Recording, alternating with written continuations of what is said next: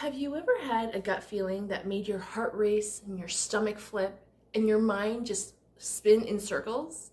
We're told to trust our gut, but what happens when your gut is just loud? The biggest hurdle in intuitive development isn't learning how to hear the voice. It's learning how to tell the difference between a soul-led intuitive nudge and a fear-led stress response. If you get this wrong, you end up making decisions out of panic instead of out of clarity. Today, I am giving you a practical way to tell the difference between these two frequencies so you can stop second-guessing yourself. If you're tired of that constant mental static and you're ready to finally trust the signals your body is sending you, hit that subscribe button. We're spending the next couple of months deep diving into exactly how these tools can be used in your real daily life. And I want you to be part of the community.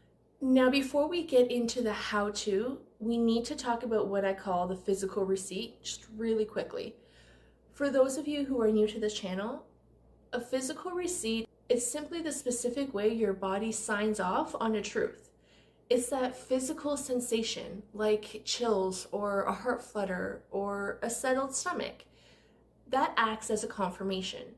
But here's the problem. Stress has a physical signature too.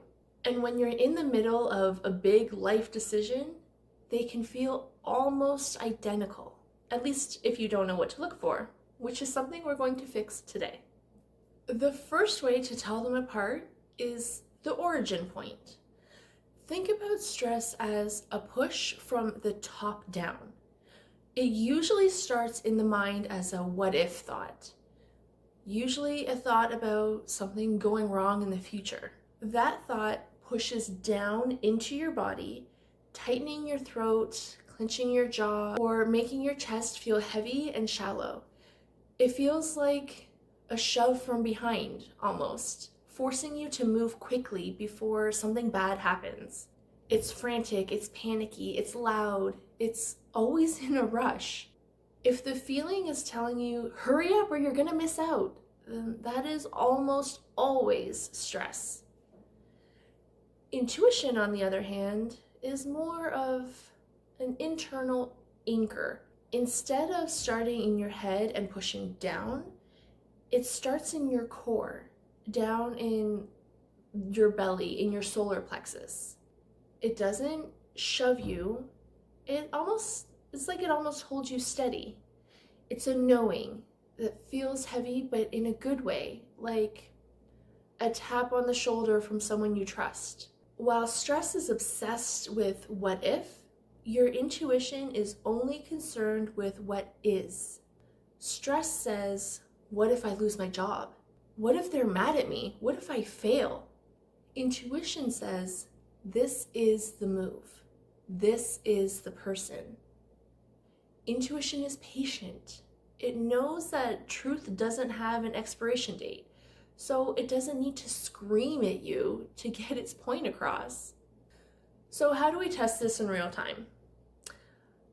Think of a decision you're currently facing. Maybe it's a job offer, maybe you're thinking about moving. Either way, it could be big or small. Close your eyes for a second and just notice where the energy is sitting. Is it sitting in your head and your chest? Is it making you feel like you need to escape the pressure? If the answer is yes, then that's stress. If it's sitting lower in your gut, feeling like a steadying weight, a gentle calm, and it stays there even when you try to think your way out of it, that is intuition. One is trying to save you from a disaster that hasn't happened yet, and the other is trying to keep you aligned with who you actually are.